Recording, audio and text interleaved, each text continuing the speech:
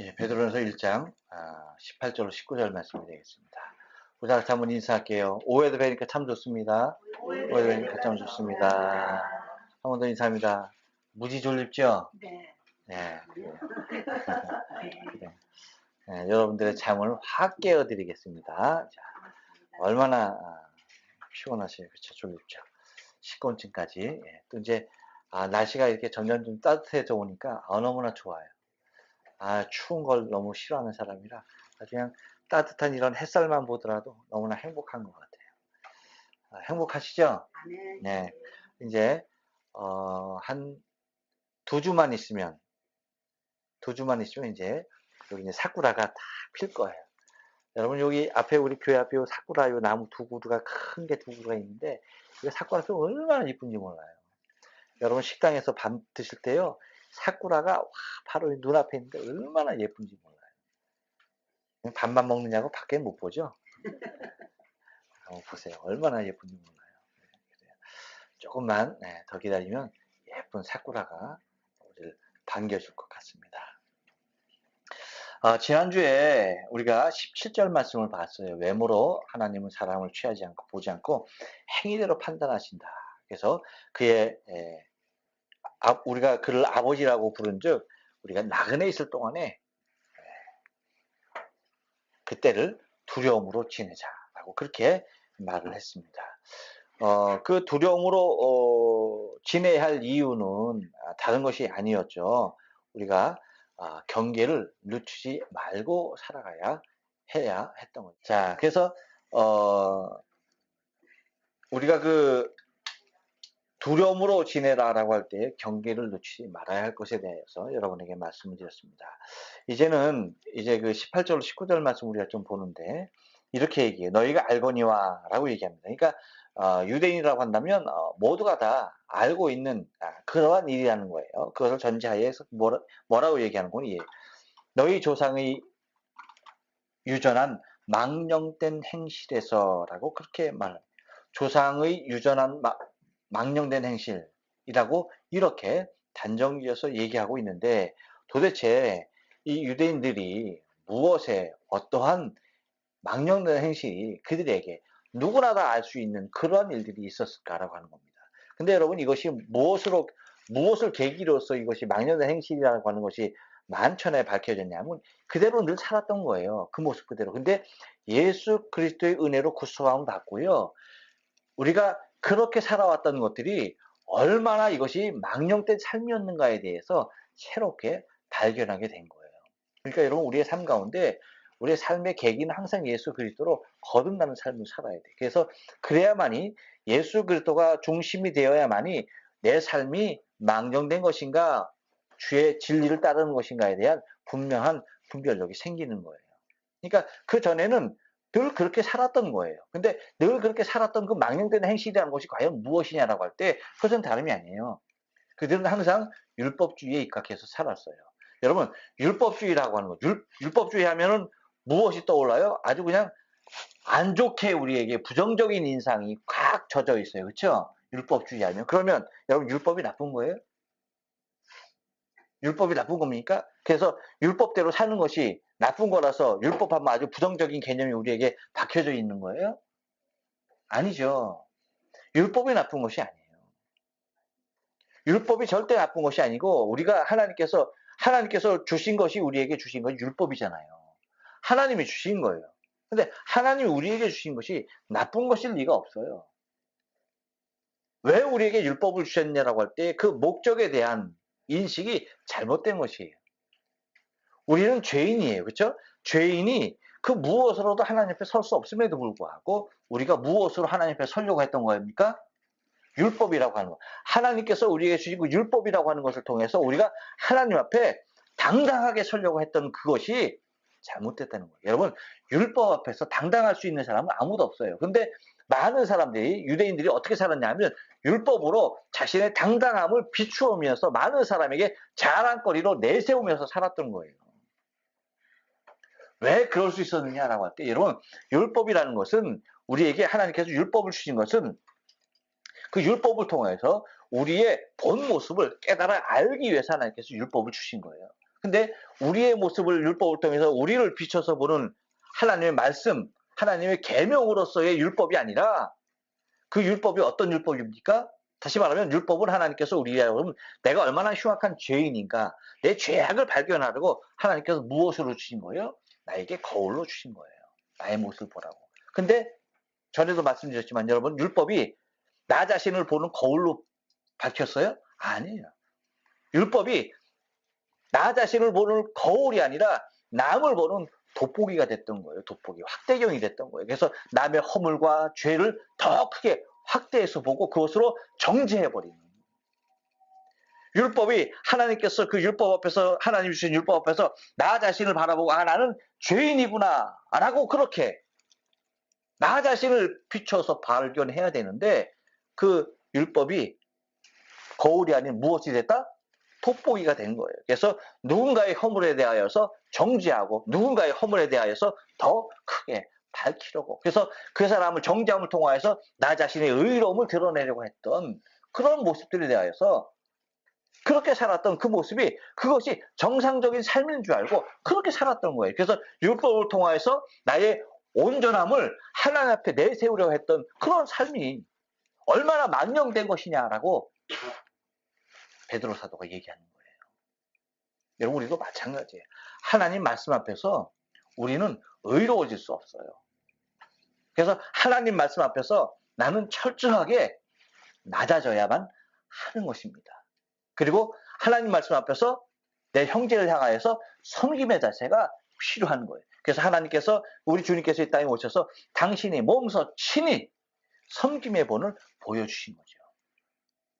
그래서 율법주의자들이 그렇게 정죄하고 판단하면서 안식일에 대하여 거룩하게 지켜야 되는 거 아니냐라고 할 때도 주님 뭡니까? 병자를 향하여서 그를 찾아가서 그의 고통을 덜어주면서 그를 섬김의 모습을 바라보게 됩니다. 이 섬김이 안식일에 되어졌다 해서 어떻게 합니까? 유대인들이 예수를 십자가에 못 박지 않습니까? 그럼에도 불구하고 주님 뭐 하는 거예요? 안식일의 주인이 당신인 것을 공포하시면서 뭐 하는 겁니까? 오히려 더 열심히 낮고 천한 인생들을 섬겼던 삶을 우리에게 보여주시고 있는 겁니다. 그러면 여러분, 우리가 말씀 앞에서 서면은 우리는 어떻게 됩니까? 높아지는 거예요? 아니에요. 주님과도 같이 말씀 앞에 서면 우리는 낮아지게 돼 있어요.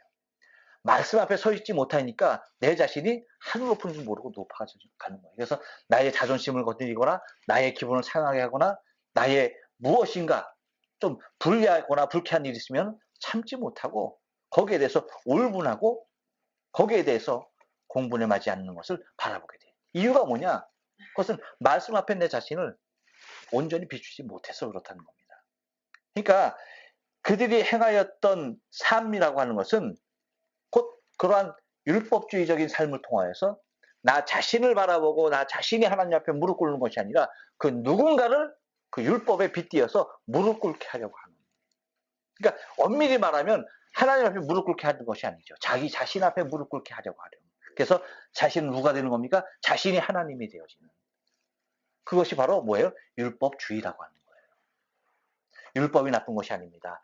그 모습, 곧 하나님은 간 곳 없고 거기에 나의 의와 내 자신이 높아지어서 누군가에게 군림하고 누군가의 죄를 드러내려고 하는 그것들이 뭐 하는 겁니까? 율법주의라는 거예요. 또 하나 여러분, 그들에게 있어서 망령된 것이 뭐예요? 그것은 율법주의만큼 또 하나 팽배했던 것이 있는데 그것은 형식주의라고 하는 거예요.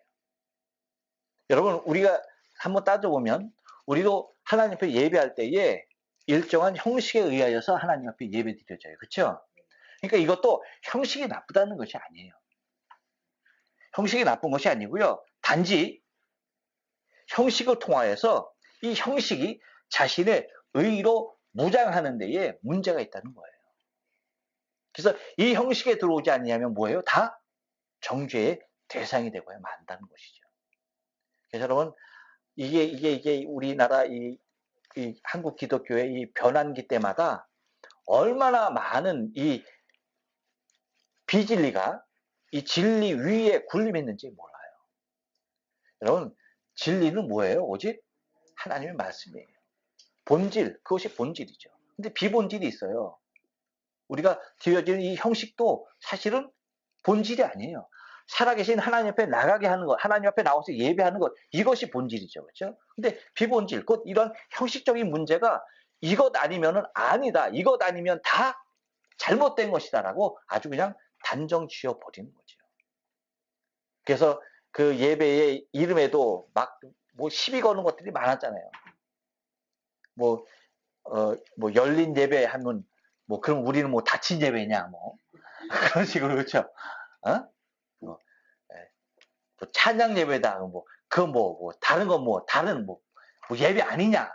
하여튼 뭐 이것저것 하면서 여러 가지 하여튼 그때 그 시대에 또한 그 시대의 사람들이 그 또 젊은이들이 나가서 하는 그런 어떠한 형식 그리고 또 사용되어지는 악기 여기에 대해서라면 얼마나 많은 정죄를 했습니까? 그래서 지금 이제 요즘은 교회 안에 별의별 악기가 다 들어와 있어요. 그렇죠? 아유, 옛날에요. 피아노도 못 들어왔던 거 아십니까? 교회 안에? 아, 모르시는구나. 아, 왜 몰라 그런 거. 알죠? 피아노도 못 들어왔어요. 오직 뭐예요? 올겐만 했죠. 올겐만. 피아노 어디 뚱땅거려. 하나님 앞에 예배하는데 경망스러워. 이게 안 됐어. 이게 들어오지도 못한 악기였어요. 기타요? 아유, 기타가 어디 기타 치면서 노래 부르 쫓겨났어요. 쫓겨났어. 어디 이제 교회에서 기타 치냐고 하면서 이건 얼마나 그런지 몰라요. 드럼이요? 아이고 이때 아유 여기 드럼 교회 들어온 지 얼마 안 됐어요. 드럼 그랬단 말이에요.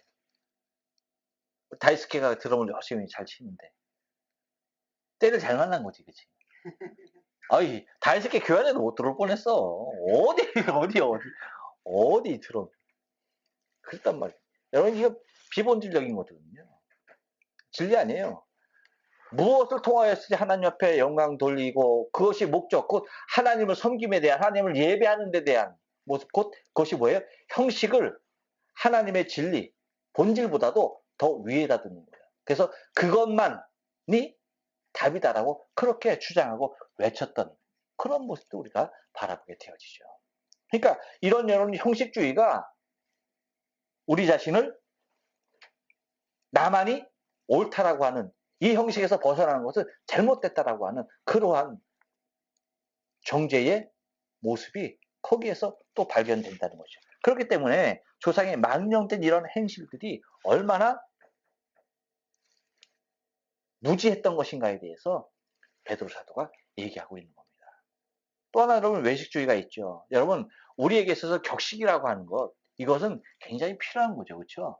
어떠한 격식, 일정한 격식을 가지고 나가는 것 이것은 매우 중요한 겁니다. 근데 이 격식이 외식이 왜 문제가 되느냐라고 할 때에 그것은 다른 것이 아니라 나는 자기 스스로가 나는 이 모습을 통해서 스스로 구별됐다라고 하는 그 모습이 있는 거예요.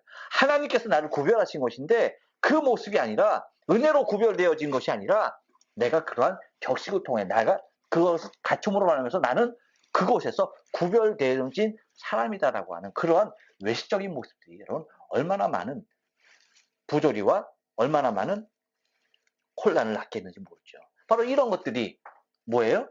조상의 유전한 망령된 행실이라고 하는 것이죠.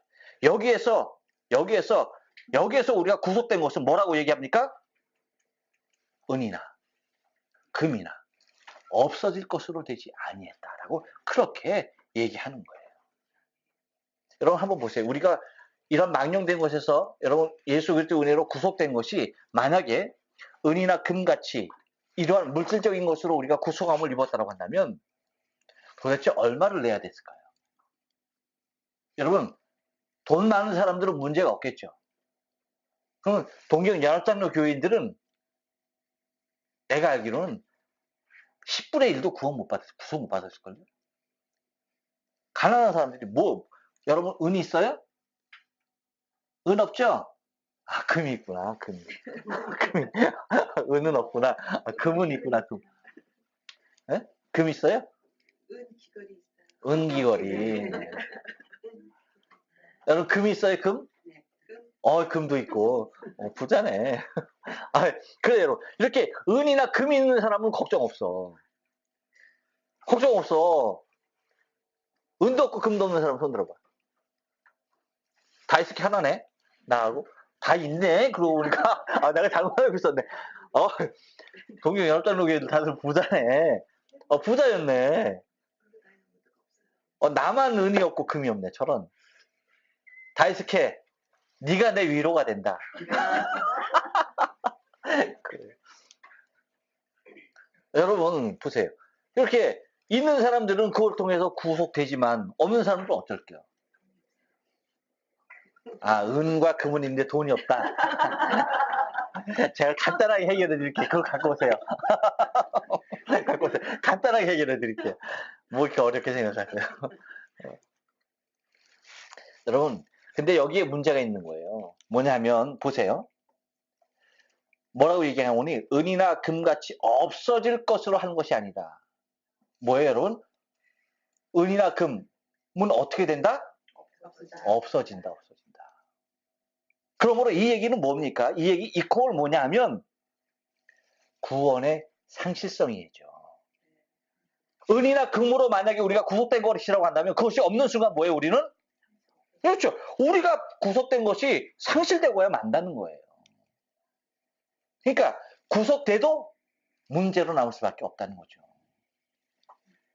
또 하나, 여러분 여기서 말하는 은이나 금 같은 것으로 구속을 받았다고 한다면 이것은 뭐냐면 인간의 능력으로 충분히 구속을 이룰 수 있다는 논리가 되어지는 거예요.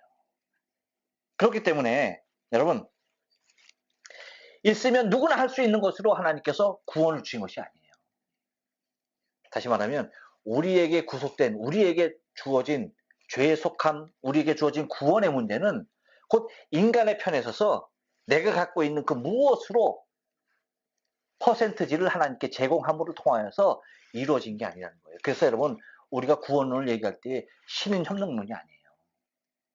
우리 칼빈주의에서 얘기하는 것은 하나님과 내가 협력해서 구원을 이루는 것이 결코 아니에요. 나는 어떤 존재예요? 완벽하게 죽은 존재예요. 100% 죽은 거예요. 그래서 죄와 허물로 죽었더니지 죄와 허물로 죽을 수밖에 없었더니 아니에요.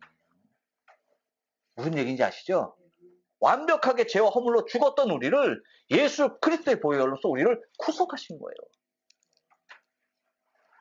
우리의 죄의 쌌을 당신의 피값으로 사신 거예요.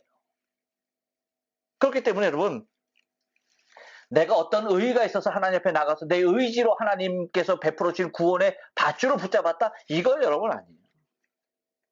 온전히 하나님이 나를 전적으로 나는 완벽하게 죽었음에도 불구하고 나를 살리신 거죠.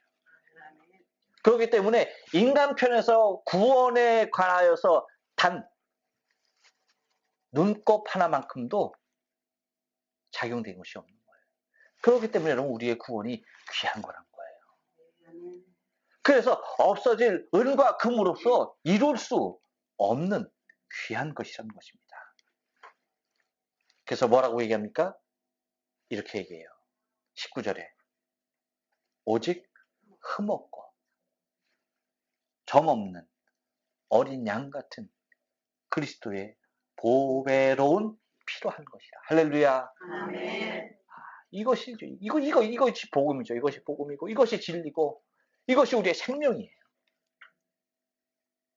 은과 금 없어지고, 썩어지고, 있다가도 없어질 그러한 모습으로 우리에게 주어진 것이 구속이라는 거예요.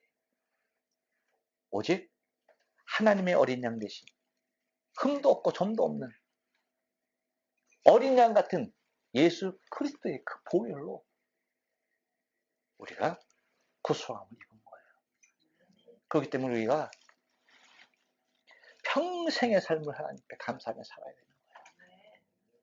어떠한 일이 있어도 그분 앞에 감사함으로 살아야 되는 거예요.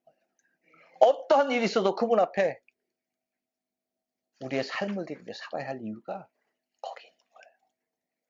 그래서 우리가 저 하나님의 나라 천국을 소망하며 살아가는 우리의 인생의 삶이라는 것은 이 복음으로 인해서 어떠한 핍박이 온다 할지라도 또한 우리가 어떠한 가난 중에 어떠한 고난 중에 어떠한 환난 중에 어떠한 시험 중에 있다 하더라도 어떤 환경 중에 우리가 놓였다 하더라도 감사할 수밖에 없는 것은 그럼에도 불구하고 내가 그렇게 흉악한 죄인에도 불구하고 나는 당연히 환난 속에서 살 수밖에 없는 존재이고 난 당연히 가난 속에서 살 수밖에 없는 존재이고 난 당연히 이렇게 고통 중에 내 죄값으로 통하여서 고통 중에 살 수밖에 없는 인생임에도 불구하고 하나님의 어린 양 되신 예수 그리스도께서 나를 위해서 피 흘려 죽으셨다라고 하는 그 사실 하나만으로도 우리는 우리의 모든 환경과 우리의 모든 여건을 초월해서 그분께 감사한 거예요.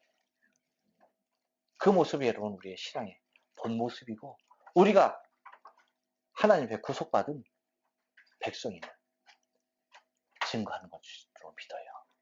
그래서 여러분 한 주간도 내가 어린 양 대신 예수 그리스도의 흠없고 점없는 그리스도의 보배로운 피로 구속함을 입은 존재인 것을 다시 한번 말씀을 통하여 깨닫고 내가 이 세상과 구별되어야 할 이유가 그리고 내가 저 하나님의 나라를 소망하며 살아야 할 이유가 그리고 이 복음의 엄청난 은혜를 아직도 알지 못하는 그들에게 이 복음을 전하며 살아야 할 이유가 바로 여기에 있습니다. 우리가 한 주간도